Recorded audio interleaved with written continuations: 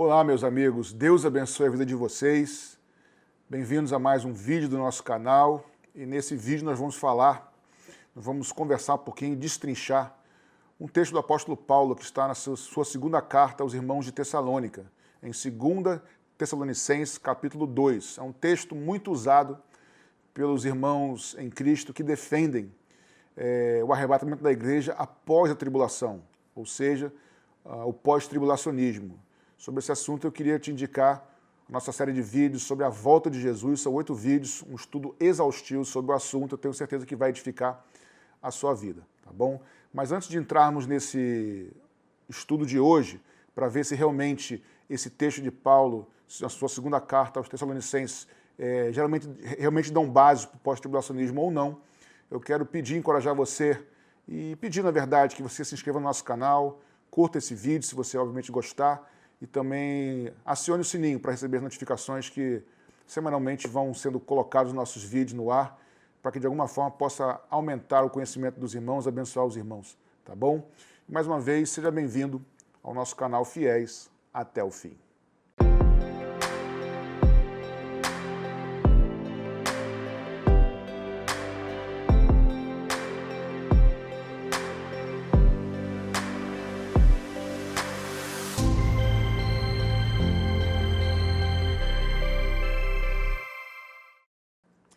Então, para nós começarmos a entender o que Paulo está dizendo na sua segunda carta aos Tessalonicenses, como o próprio nome já diz, segunda carta. Então é porque existe uma primeira carta.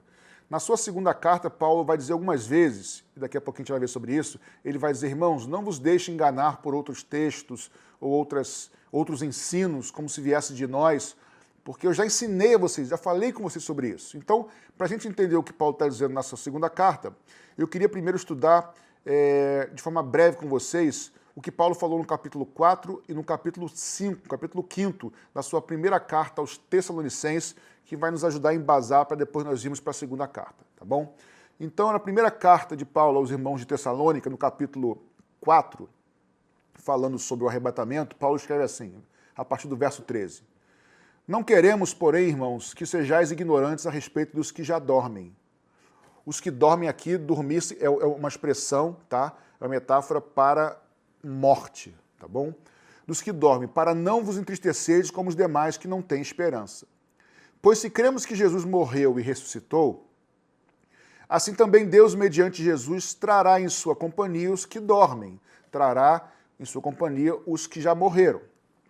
Ora, ainda vos declaramos por palavra do Senhor isto, nós, os vivos, os que ficarmos até a vinda do Senhor, ou seja, os que nós não estivermos dormindo, os que não tiverem sido mortos ainda, de modo nenhum precederemos ou iremos antes daqueles que dormem, daqueles que já morreram. Porquanto o Senhor mesmo, dada a sua palavra de ordem, ouvida a voz do arcanjo e ressoada a trombeta de Deus, descerá dos céus e os mortos, ou os que dormem em Cristo, ressuscitarão primeiro, não subirão, ressuscitarão. Depois nós, os que estivermos vivos e ficarmos, seremos arrebatados juntamente com esses que dormiram, que ressuscitaram, e entraremos junto com eles nas nuvens para o encontro do Senhor nos ares. E assim estaremos para sempre com o Senhor. Consolai-vos, pois, uns aos outros com estas palavras. Então Paulo estava consolando, confortando os irmãos, que a trombeta de Deus, ao ressoar de Deus, os mortos que estavam dormindo no Senhor ressuscitariam, os que estiverem vivos, lá com o texto de Coríntios também, que Paulo fala que seremos transformados. Nós juntaremos a eles, subiremos juntos, e encontraremos com o Senhor nos ares e estaremos para sempre com ele, tá bom? Sobre mais detalhes sobre esse texto, você precisa assistir a nossa série sobre a volta de Jesus, que eu detalho mais. Aí acaba o capítulo 4 e Paulo vai para o capítulo 5 da sua primeira carta. E no capítulo 5, Paulo continua a sua narrativa, a sua instrução, dizendo o seguinte, já no capítulo 5, verso 1. Irmãos, relativamente aos tempos e às épocas, não há necessidade que eu vos escreva, pois vocês mesmos estão inteirados com precisão de que o dia do Senhor, vocês já sabem que o dia do Senhor vem como ladrão da noite. Eles já sabiam disso. Quando andarem dizendo paz e segurança, eis que lhes sobrevirá repentina destruição, como vem as dores de parto, a que está para dar à luz, e de nenhum modo escaparão. Então o dia do Senhor, eles já sabiam que viria como ladrão. E o dia do Senhor está ligado com as dores de parto, ok? Mas vós, irmãos, não estáis em trevas para que esse dia, como ladrão, vos apanhe de surpresa. Ou seja, o dia do Senhor não vai surpreender, não vai pegar os irmãos que, em Cristo, no caso, que não estão em trevas. Porquanto vós todos sois filhos da luz e filhos do dia. Nós não somos da noite nem das trevas. Assim, pois, não durmamos como os demais. Pelo contrário, vigiemos e sejamos sóbrios. Aí uma pausa aqui nesse verso 6. A expressão dormir, ela quer dizer morte. Mas ela pode ser uma metáfora, é um simbolismo. Ela pode ser morte literal ou morte espiritual. Aqui no verso 6 está claro que, assim pois, como nós não somos das trevas, somos da luz, não durmamos como os demais. Pelo contrário, vigiemos e sejamos sóbrios. Em vez de eu dormir, eu tenho que vigiar e ser sóbrio. Tá? Ou seja, aqui está claro que está falando sobre uma morte espiritual. Não vamos ser mortos espirituais, porque se nós estivermos mortos espiritualmente falando, nós vamos ser pegos por esse dia do Senhor. Mas se nós estivermos vivos e vigilantes, nós não seremos alcançados, pegos por esse dia do Senhor. Tá bom? Verso 7. Ora, os que dormem, dormem à noite. Aí aqui já é literal. E os que se embriagam à noite, também à noite. Nós, porém, que somos do dia, sejamos sóbrios. Aí Paulo está falando aqui uma questão que nós somos filhos da luz, somos do dia. Então não andemos em trevas, não durmamos, porque quem dorme, dorme à noite. Então nós não temos que dormir espiritualmente, temos que estar acordados e vigiemos espiritualmente. Nós, porém, que somos do dia, sejamos sóbrios, revestindo-nos da couraça da fé e do amor e tomando o capacete da esperança e da salvação. Porque Deus não nos predestinou para a ira, mas para alcançar a salvação mediante o nosso Senhor Jesus Cristo, que morreu por nós, para que, quer vigiemos, quer durmamos, vivamos em união com Ele. Vamos agora tentar, porque Paulo está aqui dizendo no verso 9 e no verso 10. Verso 9. Porque Deus não nos predestinou para a ira, mas para alcançar a salvação mediante o nosso Senhor Jesus Cristo. Talvez você tenha assistido nossos 2 outros vídeos, chamado o vídeo sobre o milênio, e o vídeo sobre o dia do Senhor, o que é o milênio e o que é o dia do Senhor, tá? E tudo que eu falo sobre isso. Se você assistiu esses 2 vídeos já, eu tenho certeza que você vai entender tudo que eu vou dizer agora. Se você não assistiu, continue esse vídeo, mas depois você vai assistir os 2 vídeos que vai completar o teu conhecimento sobre o assunto, tá bom? Então a questão toda aqui é o seguinte, verso 9 do capítulo 5 de Paulo. Capítulo 4 do apóstolo Paulo aos Tessalonicenses já falou sobre o arrebatamento, o dia que nós vamos estar para sempre com o Senhor nos ares. Agora ele está dizendo o seguinte, quanto a tempos e épocas, vocês já sabem, é o que o texto diz, vocês já sabem que o dia do Senhor vem como ladrão, mas vocês não estão em trevas, para que esse dia vos pegue como surpresa, tá bom? E aí ele descreve para não dormir, para vigiar, ele diz assim, porque Deus não nos destinou para a ira, mas para a salvação. Ou seja, Deus está colocando uma forma adversativa entre ira e a salvação. Sendo que o assunto aqui é o dia do Senhor. Nós já vimos lá no vídeo do dia do Senhor que o dia do Senhor, sem sombra de dúvida, é o dia da ira de Deus, é o dia da vingança de Deus. Então Deus não nos predestinou para o dia da ira, mas para a salvação. Aí no verso 10, salvação mediante Cristo Jesus, verso 9, agora o 10. Que morreu por nós, para que, quer vigiemos, quer durmamos, vivamos em união com Ele. Preste atenção, quer nós vigiemos, quer nós durmamos, vivamos em comunhão com Ele. Vigiar é estar alerta, estar vivo espiritualmente. Agora, esse dormir é morte literal ou morte espiritual? Porque se for morte literal, a pessoa está morta literalmente, mas com Cristo, pode ser, porque na verdade se a pessoa está vigiando ou está morta em Cristo, em ambas as situações ela estará com o Senhor. Mas se o dormir aqui quiser dizer o sono espiritual, se a pessoa está morta espiritual, dormindo espiritualmente, ela não pode estar vivendo em união, em unidade com o Senhor. Você entende isso? De novo, quer nós vigiemos ou quer nós durmamos, vivamos em união com o Senhor. Tem que perceber que antes Paulo falou em vigiar e dormir no sentido de morte espiritual, mas aqui esse dormir é morte de verdade, porque se a pessoa estiver morrendo espiritualmente, ela não tem como viver com união. Paulo não poderia dizer assim, ó, quer nós estejamos vivos espiritualmente ou mortos espiritualmente, vivamos com Cristo. Não faz sentido isso. O texto do versículo 10 está dizendo o seguinte: quer nós estejamos vivos espiritualmente ou mortos naturalmente, nós estaremos com o Senhor, em união com Ele. Consolai-vos, pois, uns aos outros, assim como Paulo terminou o capítulo 4. Então, resumindo o capítulo 4 e o capítulo 5, para nós partirmos para a segunda carta de Paulo aos Tessalonicenses. Capítulo 4, os mortos vão ressuscitar, os vivos serão transformados, subiremos para encontrar com o Senhor nos ares. O capítulo 4 termina e ele diz: mas quanto a tempos e épocas, você já sabe que o dia do Senhor, ele vem como ladrão. Só que esse dia não vai apanhar vocês de surpresa, por quê? Porque vocês não estão dormindo na fé. Vocês estão vivos, vocês estão vigilantes, estão atentos, Paulo está dizendo. Porque quem dorme, dorme à noite. Ele faz essa figura de linguagem. Aí ele vai dizer o seguinte: porque Deus não nos predestinou para a ira, mas para a salvação. E aqui o contexto é o dia do Senhor, é a ira de Deus. E eles sabiam disso.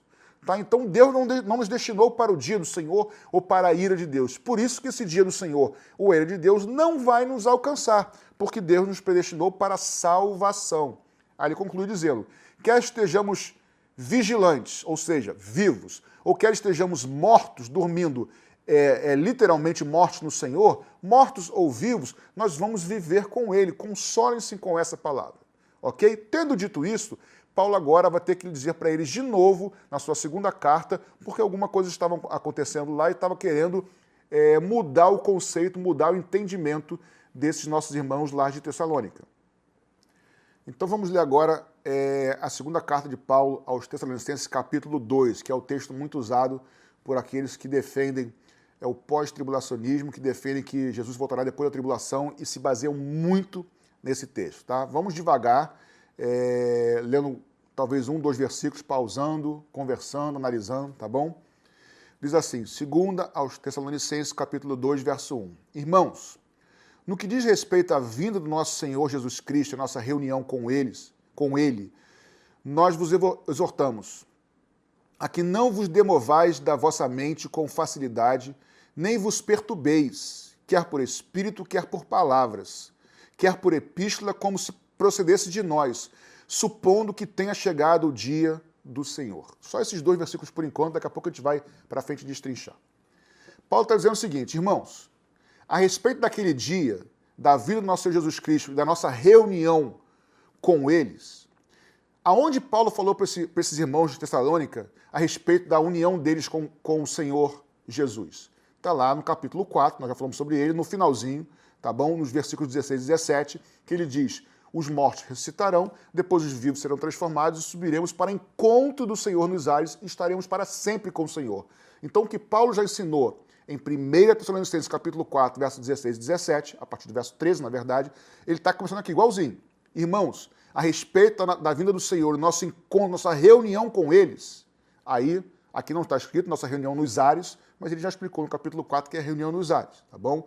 Aí ele fala assim no verso 2, que ninguém vos demovai na vossa mente, aí perturbeis por espírito, palavra, epístola. Parece que algumas coisas circulavam entre os irmãos de Tessalônica, com alguns ensinos que Paulo estava dizendo que estavam errados. Ele falou assim, irmãos, não se perturbem, não se deixem levar por esses ensinos, quer por epístolas, por profetas.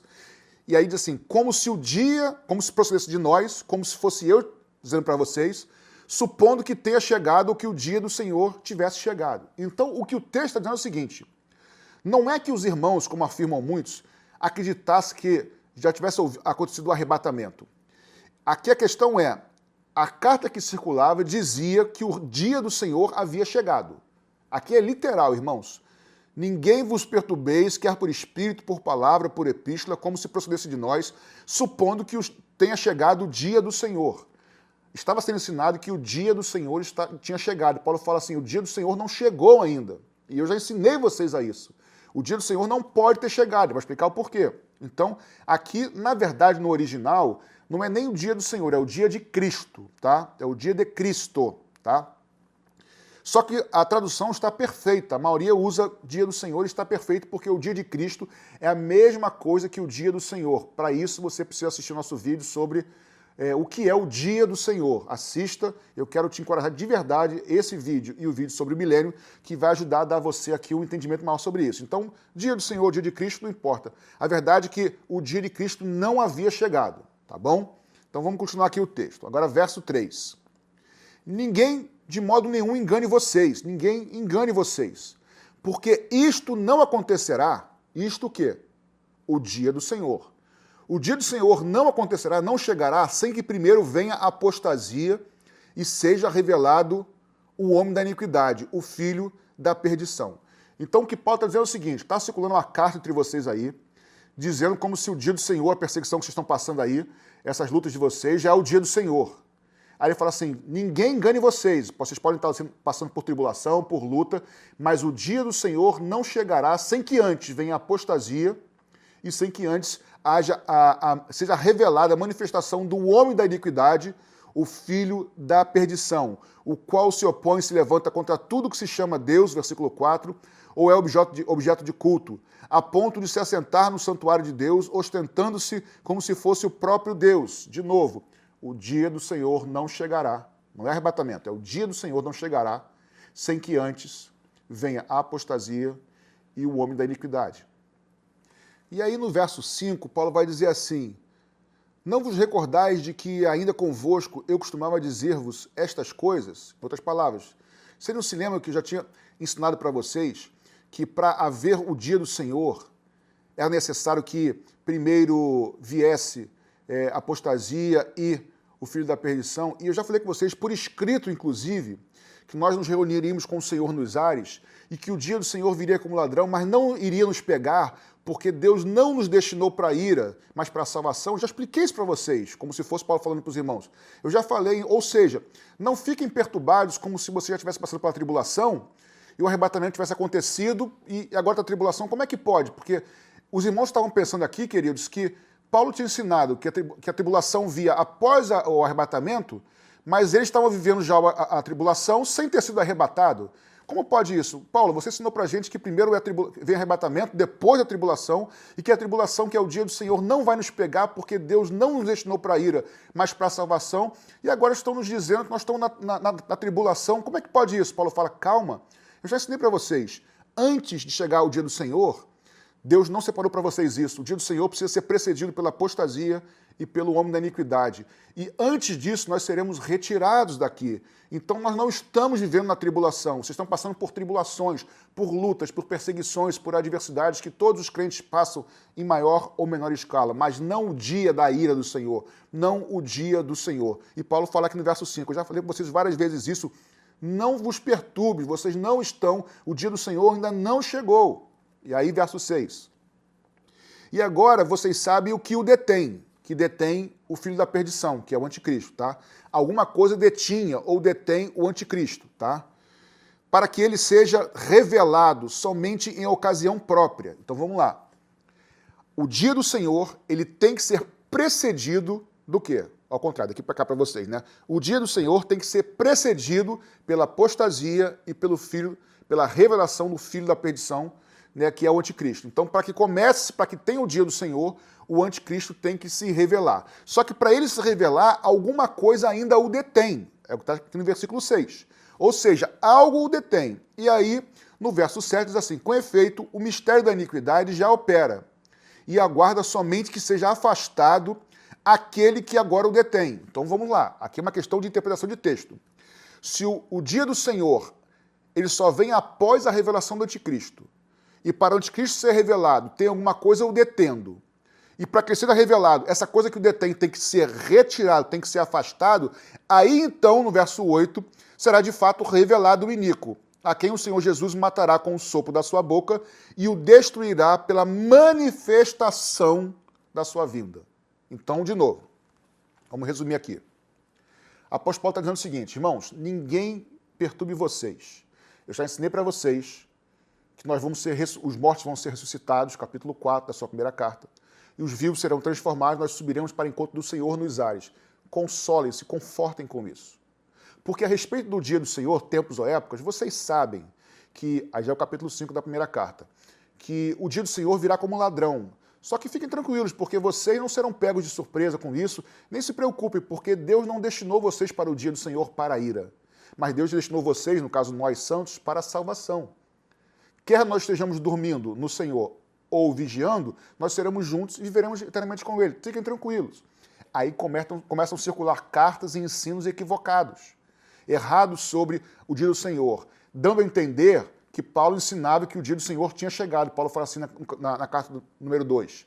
Irmãos, no capítulo 2 da segunda carta, fiquem tranquilos, não se deixem levar por cartas, por epístolas, por ensinamentos, por profetas, como se eu estivesse dizendo que o dia do Senhor já chegou. O dia do Senhor não chegou.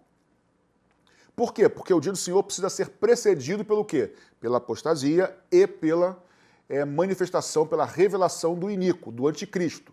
Então, o dia do Senhor é depois da revelação do anticristo, ou nesse contexto. Só que para o anticristo se revelar, embora a iniquidade já esteja por aí, a operação do erro durante muitos anos, desde Jesus, o espírito do anticristo já engana, e aí assistam nossa série sobre o reinado do anticristo, que eu falo sobre o espírito do anticristo, tá? Desde Jesus está aí, mas para que o anticristo se manifeste, e aí venha o dia do Senhor, é necessário que aquilo ou aquele que o detém seja retirado. E aí eu não quero entrar aqui em muito detalhe, mas a melhor tradução é aquele, porque o que o detém aqui é uma pessoa. E existem várias vertentes, mas eu sou da corrente que entende que o que o detém aqui é o Espírito Santo, é a pessoa do Espírito Santo, que será retirada. Ah, Patrick, então não haverá mais Espírito Santo depois que o Cristo for revelado? Irmãos, como há hoje, não. Nós estamos na época da igreja, na época da graça, na dispensação da graça, na dispensação do tempo da graça da igreja, dos gentios, e o Espírito Santo age de uma maneira. Essa maneira de agir, junto com a igreja, o Espírito Santo será retirado. Agora, antes de existir a igreja, na época dos profetas, da antiga aliança, o Espírito Santo já agia convencendo. Uma ação externa convencendo, mas não habitava dentro do crente, não era tabernáculo do Espírito Santo. A mesma coisa vai acontecer. Assim como havia salvação antes de Jesus, haverá salvação na tribulação, sempre apontando para Cristo. Mas o fato é que como o Espírito Santo age por meio da igreja hoje, ele será retirado. Isso é o que eu creio e a terminologia bíblica para isso. E além disso, é interessante porque eu também não queria entrar aqui nas questões, até poderia, mas vai ficar muito longo o vídeo, as questões do grego aqui, da carta de Paulo, sobre o que é a palavra apostasia, mas essa palavra apostasia, ela é uma transliteração, porque a palavra apostasia, no original, quer dizer apenas afastamento, e não afastamento da fé. Em outros momentos, quando essa palavra aqui, na sua forma verbal e não nominal, verbal, não como substantivo, mas como verbo, ela é usada, em outros textos de Atos, por exemplo, é de afastar-se, é de separar-se. Então, é muito curioso, e é aqui uma transliteração. Com o tempo, essa palavra apostasia se tornou sinônimo de afastamento da fé. Mas quando foi escrito, não tinha esse sentido. Tanto é que era usado quase sempre para afastamento de pessoas, afastamento de lugares, tá? Então, não seria errado traduzir esse texto, não seria errado, sem forçar nenhuma barra, que o dia do Senhor não viria, tá? No versículo 3, de nenhum modo vos engane, porque isto não acontecerá, o dia do Senhor não virá, sem que primeiro venha o afastamento e seja revelado o homem da iniquidade. Não seria errado de forma alguma. Algumas traduções antigas, por exemplo, muito antigas, traduzem assim. Ao longo do tempo, a palavra apostasia se tornou sinônimo de afastamento da fé.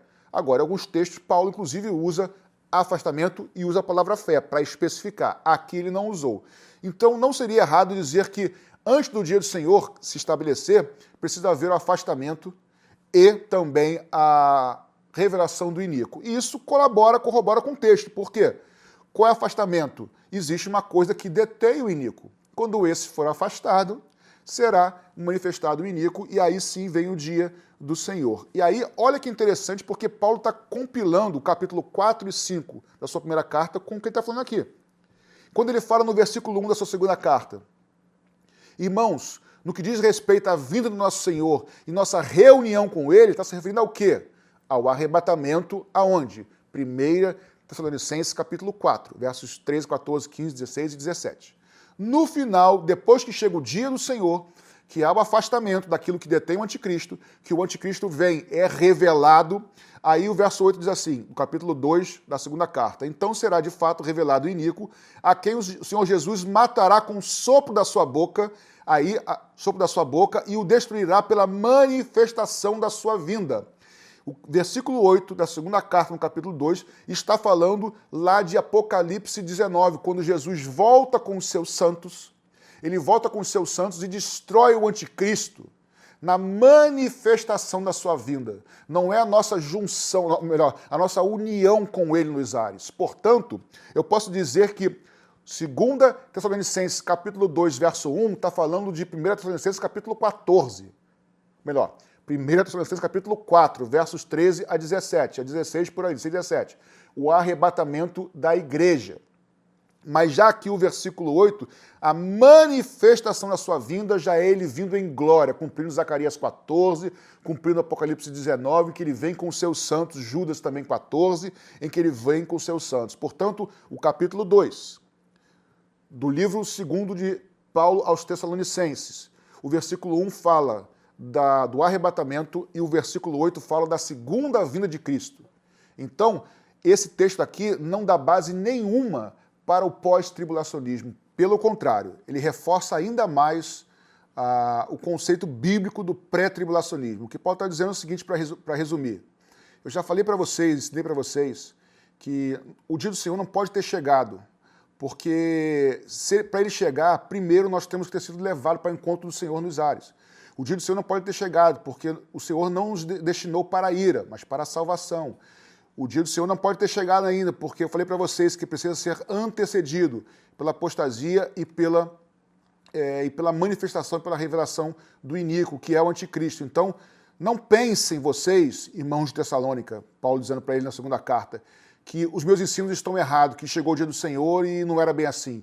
Ou que chegou o dia do Senhor e vocês não foram arrebatados, porque eu também não fui arrebatado. Então, assim, Paulo falando para eles, então, o ensino está certo. Primeiro é o arrebatamento, depois é a manifestação do anticristo e depois é o dia do Senhor. Então, os ensinos de Paulo estão certos e esse texto aqui corrobora e reafirma a questão pré-tribulacionista e não pós-tribulacionista. Não há base nenhuma, no meu modo de ver, para dizer que aqui está claro que é pós-tribulacionismo de forma alguma. Pelo contrário, reforça ainda mais o pré-tribulacionismo. Assista, se você não assistiu, o nosso vídeo sobre a volta do Senhor Jesus. São 8 vídeos que certamente vão abrir o seu entendimento. Eu faço um apanhado bíblico desde Gênesis a Apocalipse sobre tudo que fala da volta do Senhor, mostrando que, biblicamente, o Senhor está perto para voltar e volta antes da tribulação. Tá bom? Além disso, nós temos outro vídeo que fala sobre o reinado do anticristo, que fala muito sobre esse filho da perdição aqui, que é importantíssimo esse estudo. Mas os mais importantes para esse entendimento desse vídeo aqui presente é o estudo sobre o milênio e sobre o dia do Senhor. Discordando ou concordando comigo em tudo ou em nada, ou em algumas coisas, o mais importante é que eu e você sejamos firmes no Senhor, fiéis até o fim, para que quando Ele vier nos buscar, nós nos encontremos com Ele e estejamos com Ele para todo sempre. Portanto, sejamos fiéis até o fim.